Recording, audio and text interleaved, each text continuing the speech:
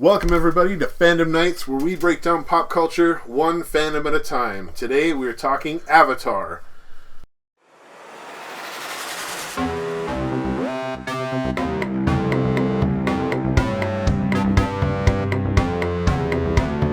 Three, two, one. Jews! Alright guys, today we're talking about Avatar The Last Airbender, Book 3, Episode 6. I gotta keep on the episode thing, yeah. The Avatar and the Firelord. It was first released on October 26th of 2007. Man, that makes me feel old. I know. Every time we get to the release date, I'm like, jeez. Alright, Dustin doesn't have notes this week, so Sherman, take us through this episode as much as you can remember. So we start off with Aang in a sort of dream state where Roku shows up and he's like, "Hey, meet me at my home island," or Ember Island? no, his Ember Island is where the Fire Sages. Or, I'm sorry, Roku. Yeah, Roku Island. Roku's Island. I think that's what they call it. Yeah, it just starts off like, okay, come to my island. Yeah. All right. And then meet me on Dagobah. All right, let's go. Yeah. I personally love the parallel for this episode, seeing like the parallels in this. Aang's stuff going on, and then Zuko's like issue, because Zuko also gets a message from some hidden stranger in the middle of the night, telling him he should find his. They've done parallels like this very frequently, but this is like the most blatant. Like, hey, Aang's gonna learn a bunch of stuff, and Zuko's gonna learn a bunch of stuff. And I like Zuko gets that little note, and I'm like, finally, we're back to Zuko, Detective Zuko. We finally got Detective Zuko back. Where's Richard? He's getting back to his old habits. So Aang shows up to Roku Island and kind of pops himself a squat and meditates. Later on, he literally pops himself a squat. He's taking a poop. No, that was the best part, because they actually do that where like he like stands up, moves, and then he like and then he does one of these like, and Katara's like, "Do they have bathrooms in the spirit world?" Sokka just straight up says, "I can tell you, there are not." and so he's like crouched over like that, but he's just riding a dragon. So that's how he's always riding a dragon. I really like this episode though, because like you get the whole storyline of Roku's past and like seeing him become an avatar. You get all the history. It's like you get all the history of what's happening right now, and You get to see the start essentially of the 100-Year War. Yep. Yeah. And because so it starts off with Sozin and Roku kind of like playing around, like sparring in a clearing in the royal palace actually. But it's cool because best friends. Yeah, they're best friends. That's where you learn that. I don't remember this episode at all. Like. What? At all. I'm watching through this You and I'm said like... at a certain point in season 2 or 3 or something, you said you'd never seen any the rest of the way through. No, I've seen all of this. Oh, you're talking about Korra. Yeah. I've seen all of this. But like he'd only watched it once, I think. I think so, yeah. And this episode just brings so much backstory and adds in. Roku so what was happening? And, I remember because he was rewatching the series, and then when we started doing this, he stopped in like the middle of season 2. Oh, yeah. And he's just like, "Oh, all right." And so all this stuff is a like, huge refresh. All this stuff is like probably 8 years old for me the last time I saw it, or probably more. Which honestly, I think though is why like season 3 is like one of the best seasons though, because like this is one of the few times where like the show progressively gets better. Yeah. Oh, visually too. But so I'm just gonna throw it out here. So everything that happens with Aang and Zuko is literally simultaneous because they're both on the same storyline. Basically. Yeah. It's just when it flashes to present day, it either goes to Aang or to Zuko, or sometimes to both of them. But it's just telling the story. Yeah. Yep. So they're fast. And we'll just get that out of the way. Yeah. So, yeah, Sozin and Roku are sparring in the royal palace in the gardens, and you find out that they've been best friends there for like their whole lives. Yeah. And it just starts out like they're best friends. Everything's going great, and you're like, how could they be at each other's throats ever? Like, and I don't know. You also find out that Roku just has the hots for Sozin's sister. Oh, that's right. Sozin's sister. Yeah, because who do you really think some random chick is going to be later walking on? by You in the find Royal that Palace? out, but I didn't know exactly who it was until later on, and I'm like, wait, how does that work? That Zuko is. Well, I mean, like once again, they're in the Royal Palace, Right. so like obviously it's got to be some noble woman. Right. Mm-hmm. And then we jump to their birthday party. Yeah, their birthday party. That's Yeah, we shared many interests, but we also shared a birthday, surprisingly. Yeah, their 16th birthday. Yeah, which is weird. So they're both literally the exact same age. Yep. So that's kind of crazy because like either one of them could have been born the Avatar because the previous Avatar would have died that day. Imagine if the Firelord became the Avatar.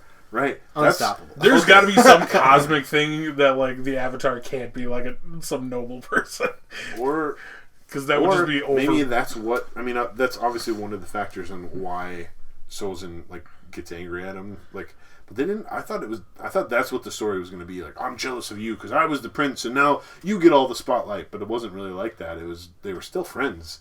He just had a completely different vision for the world. Yeah, and he was secretly jealous. Yeah, I think that adds a lot to it. Like, we were born on the same day. It could have been me that was the Avatar. Literally could have been me, because I was born the same time, just an hour after you, or whatever it was. Yeah. So, yeah. But yeah, birthday party where the Fire Sages show up and they're like, "Oh, we're here to announce the new Avatar," and then which is the crazy part because they do that exact same like where they drop down to their knees right in front of Sozin. Yeah. But they're like, "Avatar Roku." Yeah. And Sozin just like steps back. He's like, what the? "Oh, shit." I like how it pans back and it shows Aang and Roku as like Force ghosts in the background. and then Sozin's just like standing there and he's Christmas like, past. I gotta kneel down here. Yeah. Yeah, and then we get a literal training montage of Roku's Avatar, Which was pretty build cool. up, That was cool. right? Yeah. The coolest part was... Oh, go ahead. Because he had like the traditional amount of time to Right. master it. Not, I have to master all 4 elements in a year to defeat the Firelord. Like, no, he had years to develop and master these skills. 12 years. Yeah. Yeah. I'm like, that's It's like longer than Batman trained. I mean, also Roku that's like is better than Batman. also that's longer than like takes to get like a doctorate. Yeah, so he basically trained with each one for He has a master's degree in the 4 years. Because he already knew fire. So he trained for 4 years for each of the other ones. I'm Dr. Avatar. But yeah, seeing him at the air temple and like seeing like how he's just like, because it's weird every time you see Roku like up to this point he's just like serious like angry, and then like seeing him training with the air nomads and he's just like Air nomads are just like such fun-loving people. That and Gyatso is just like he's a prankster. Yeah. He's like all the other air nomads are just like come on, I love dude. how they like inserted the line like, "Oh, he was my friend or one of my best friends," and then Aang's like, "He was one of my best friends," and how like the friendship transcends even lifetimes, and that's kind of how they ended the episode. Like that was just kind of cool. That is probably one of my favorite lines or like issues with Korra.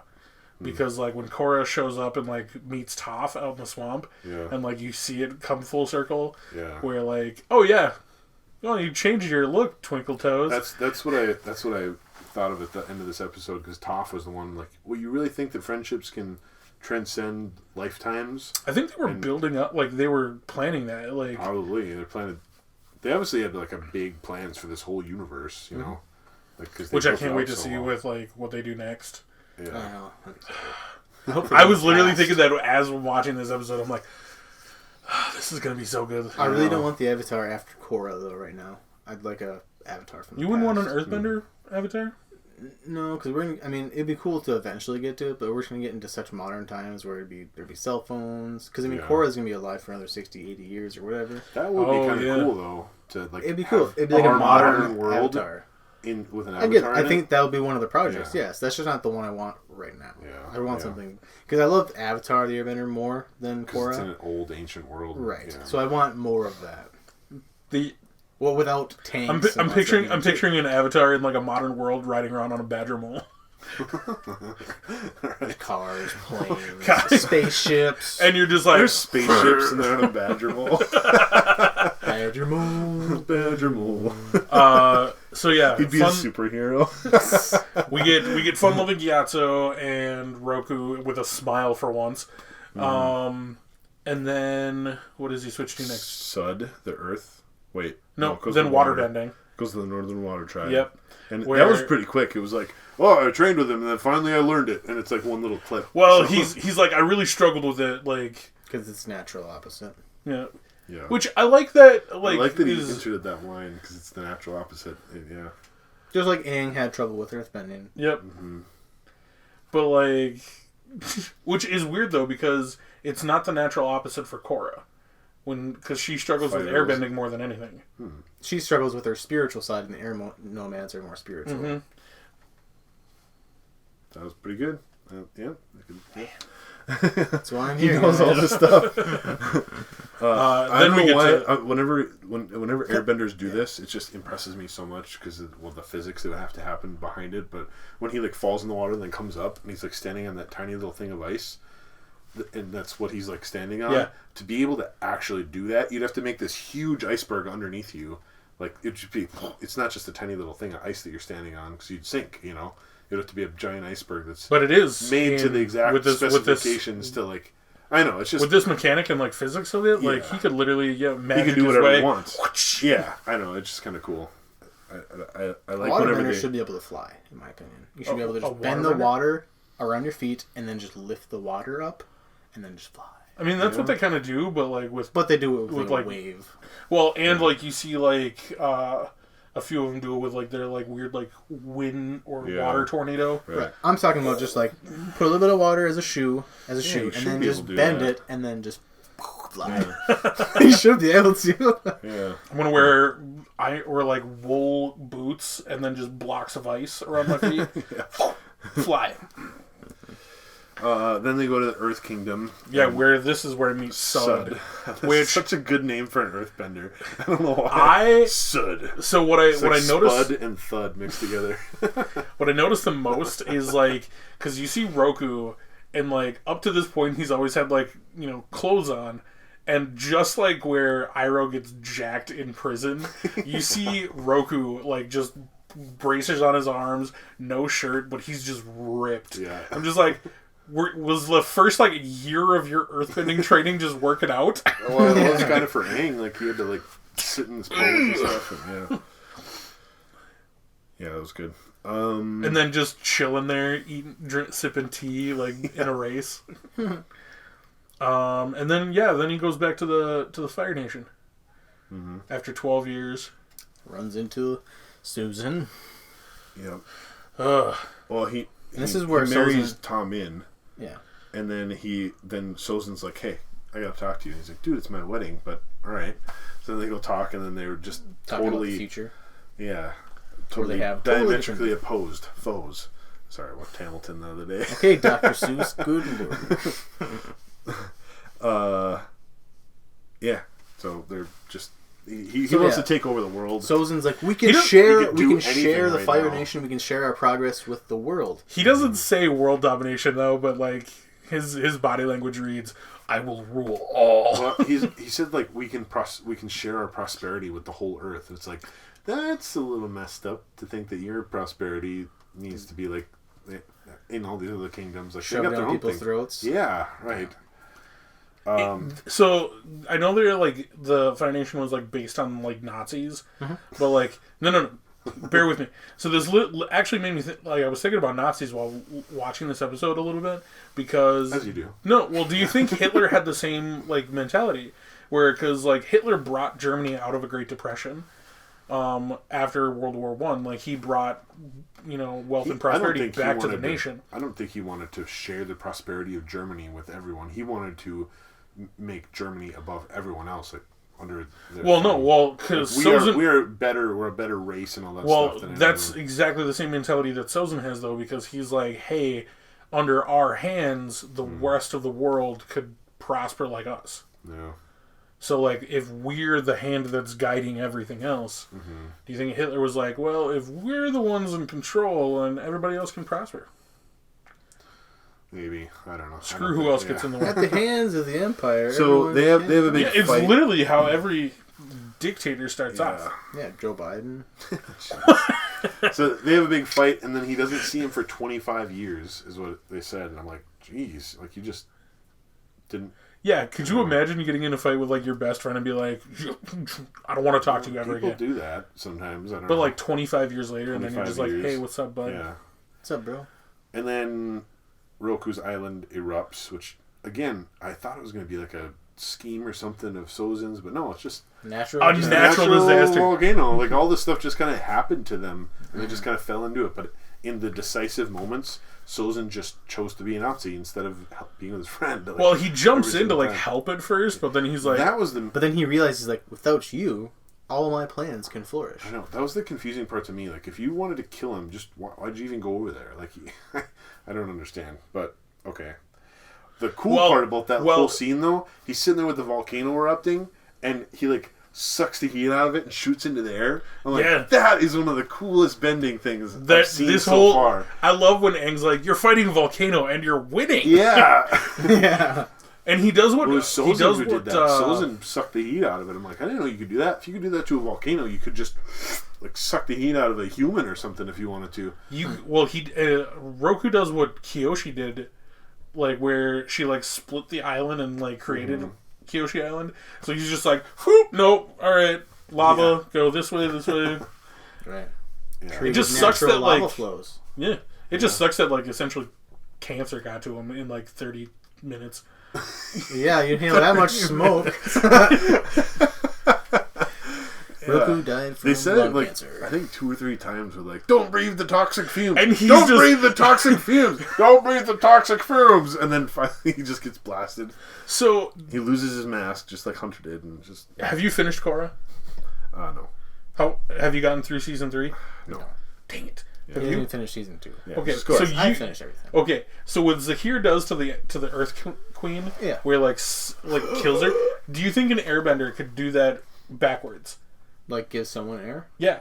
if they still have a heartbeat and a brainwave. So the question becomes, why couldn't Roku It's do the that to poison, himself? though. Like He's dead. He's like unconscious. You can't bend if you're No, unconscious. but I'm saying like while he was fighting, like couldn't he like circulate clean air around him? he was, but the smoke was just too thick. I think there was just too much going on, and it just hit him in the face the wrong way. Like, And he was like 90 years old or whatever too. So there's that. I mean, Who even knows, man? Because like yeah. the fact that like Zuko was like, oh, the Avatar must be like 112 years old. Like he's like that's so agile for an old man. Oh, they didn't just have a disagreement. Like I would just firebend out of my hands and feet and fly like all the other firebenders do. Well, there you go. Yeah. So yeah, I was like, why did he even go over there to help him if he was That's just what going to Ozai did. betray That's what him? General Iroh did. Whatever. So He probably my just realized it in theory the on that moment or is something. that when Zuko is reading Sozin's like testament, he says you could feel the eruptions from 100 miles away. Yeah. So you wouldn't necessarily know that it's specifically from or like what's happening. Oh, that's a good point. So like he You probably didn't, just you didn't know that you had to go save him. You're just like, I need to figure out what's going on over Well, there. it's my nation. I gotta figure out what's going on. yeah. So he jumps on his dragon like Yeah, one does. Like one does. I mean, There were imagine, dragons back then. even though your friendship had like struggles, but like imagine you're seeing this natural disaster happen, and all of a sudden you see your In your best kingdom. friend Yeah. from essentially probably birth, and he's like going to die. Like in an instant, you'd probably help him until he realizes like, okay, without you, I can do anything. Yeah. Especially because he waited till he was like, he already got hit with the poison gas and he's about to die, and he's like, I don't even have to do anything against you. I just don't have to save you right now. I just have to let you die. Yeah. I suppose. So He's it's because in just him, looking for an opportunity, and it probably happened, gives and- him like, what's the word for it? It gives him Yeah. reassurance or something like. It's almost like I didn't kill him. The volcano did, so Right, we're good. yeah. It justifies it. Yeah. But it's almost like Just to make him feel better. Anakin's fall, where he like makes one little split decision to like follow the Emperor, and then he's like, okay, you know what I'm gonna do next? Go kill a bunch of kids. Like that's what Sozin does. He's like, Did I- I'm gonna let my Younglings, friend too! die. I'm gonna let my friend die, and then I'm just gonna go massacre an entire race. Because Did we ever talk about why he deliberately killed the younglings? no, Anakin was going to save the younglings until that one little youngling came out and said, Master Skywalker, Oh, so what it's are we his going fault. to do? And so he's like, they didn't just make me triggered master.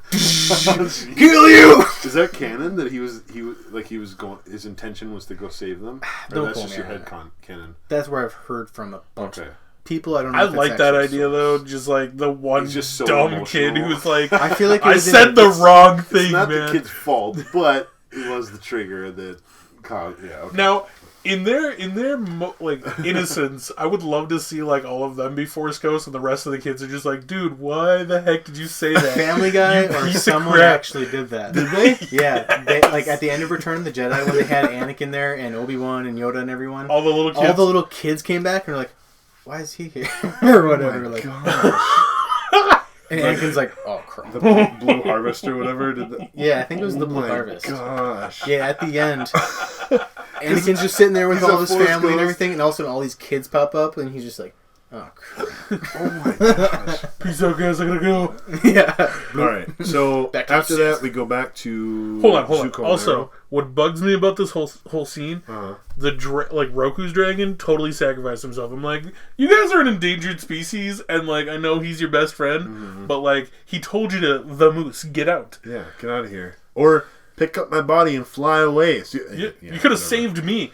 Yeah. Screw the town. Everybody's already gone. Yeah. Do you think maybe did Roku die at this point, or was he still gasping for air when the dragon came? He was like, Or was he just fell unconscious? he had like just fallen unconscious. So then I think the dragon's probably like, he's dead, you know. It's kind of like Appa and Aang, or like Chewie and Han, like they have a life debt almost maybe to each other. I guess, but I mean, like Chewie still went on and did stuff. Yeah, we don't know how dragons Yeah, are. but I mean, if like, dragons are anything Chewie like, was never going to leave Han until he died. If dragons are anything like they are in the Rick and Morty universe, They're not. Just soul bond. stops it off. Soul bond with me. No, they have a soul bond. That's all I'm saying. No, we're going to leave Rick and Morty outside of our family. They soul bond with literally anyone though. Anyway, And they show that. Did you see the post credit scene for that? yes. The dragon's like, "Want to soul bond with me?" To a cat. To a cat. Yeah, All right, cat's so walking then we down go the back street. to Zuko and Iroh, and Iroh talks finally, Oh, and it's just so heart wrenching. Is this when like Zuko's like, I'm sorry? Like, was no, this he's like, "You're a crazy old man. What do you do? This Oh, is yeah. like I know dumb." you sent me this note and all this stuff, and then Like- Iroh speaks and basically says, "Your Other grandfather great-grandfather. was Sozin. Your other great grandfather was Roku." And he's like that. I'm getting goosebumps even thinking about it. Like he has two like sides like fighting inside of him, and then Iroh says, "Born in you, along with all this strife, is the power to restore balance to our world." And I'm like, man, Iroh, it's not the same voice actor, but man, it's the same writers. So it's just so good. It's such wisdom, and like that's kind of like the same in all of us. Like we have this like strife in all of us, and we have the power to like make our world better. And it's like, oh man, thanks. Because Iroh. we've been doing this, like anytime I've like had to like give a friend advice, occasionally I'll be like, man, I feel like Iroh right now. I'm just like giving out like words, Yeah. like hoping like wisdom sticks out of this. But Yeah. So that was cool, and then Aang's like, he talks to his friends, and he's like, Toph is like, it's almost like they were all born bad, and Aang's like, it's not that, we're not all good or bad. Yeah. we make a choice or whatever, and then that's when Toph, I don't know how it transitions to the friend thing, but she's like, do you think friends can really transition through lifetimes? And then they all hold hands, and except for Sokka, he's Sokka like, doesn't wanna hold technically, well, scientifically, it doesn't really work like that. But fine, I'll hold your hand. there's no actual proof that happens. Katara's like, just shut up and hold hands, and then he's like, it's so quick. Close there. Nice. Yeah. Sack tap. Oh, you're in the best spot for that too. All right, so we're not rating the episodes anymore. Is that right? Yeah. Yeah, I think it's just kind of fun to go through. I think this is one of the best episodes though. this is a really good episode. It's And top 10 It got a episode for me. 9.5 on IMDb. I and would even argue maybe top 5. Probably. Yeah, it's just so good with the parallel between them, and they both kind of The history. they don't really have an arc. the Like story it's is just more of a good. Roku thing, but it's like You want to know It's about both. Avatar? It's half and half. Yeah. So- two halves of Zuko. Right. Because we've been doing this, I actually follow the subreddit Avatar: The Last Airbender, and it's crazy some of the things that other people have found and like pointed out from this series. And like, there's this episode where Zuko's still like part of working for the Fire Nation, trying to find Aang, but like you watch him like I think it's right after like one of those major turmoil things, and he like is in his ship, looks over at the Fire Nation like flag hanging from his wall, and he looks at it. And then they show him like turn around and like lay with his back to the flag. I'm like, just do it already. Well, and we're on the 6th episode of season 3. Yeah, he still isn't a good guy yet. Like, he's realizing. Well, it now. he's like, I mean, he's like, figuring out that he hasn't made the decision yet, totally. But like, this solidifies it. This is another one. Like, he hasn't made it yet, but it's like this is another just huge step, and it's just crazy that we're so far along in the series, and it's just almost the end of the series is when he switches. There's still, I mean, like, it's literally 16 episodes of this series. He's literally only good for like maybe 6-7 episodes. Of this season. Legitimately good. Like legitimately helping Aang and all that stuff. Yeah. So we're not going to rate it, but as far as bending numbers, I'm still going to do that because I'm already this far. We got 5 instances of water, 12 of earth, 20 of fire, and 15 of air. And a lot of that was the flashbacks, but it's things that we haven't seen yet. Yeah. So I don't know, I just included it all in there. So that's what we got. You guys have anything else in this episode? Ron Perlman, of all people, does the voice of Firelord Sozin. Hellboy himself. Whoa. Okay, that's cool. You didn't know that? No. What? That's you didn't cool. recognize his voice? I recognized the voice, I just didn't think about it, yeah. Yeah, Ron Perlman. I was like... Huh. No relation to Rhea Perlman. No? I thought that they were married together. Oh, and they're not. Remember Sid, the voice? I thought they were married, but no. Rhea Perlman. They're not, like, maybe they're family brothers. or something? I didn't look that. I guess I didn't go that far. Like Usually, like, siblings? Wikipedia just has like their Cousins? like their spouse and children and stuff like that. They didn't list siblings on the front page, so I just I just love the like looking at the lineage of the Fire Nation of like the voice acting. Dante Basco, first of all, like is amazing. Seeing him in like Hook with Robin Williams. And like Mark Hamill. Mark Hamill is Ozai, and now Ron Perlman. I'm just like, dude. All right, the Firelords are famous. I wonder people. who the voice for Azulan when we had a flashback was. I should check into that. Yeah. Maybe It's probably another cool actor. if it's another like dope actor, I'll be like, man, Like whenever the George next Clooney show or comes something. out, they have to have a super dope actor for the Firelord. Because General Iroh in Korra is Dante Basco again, but cool. See, if Chris actually watched that, he'd be like, I know, that's awesome! well, He's like, I have no idea. I mean, you've seen through season 1 though, right? Mm-hmm. Yeah. Right. Yeah. Cool. Thanks, Aang. All right, that's all we got for this episode. If you want to become a Phandom Knight yourself, subscribe to us on YouTube, follow us on Facebook, Twitter, and Instagram, and listen to us on Apple and Spotify podcasts. That's all we got for now. Appa! Yep. Wow, way to go, Sherman.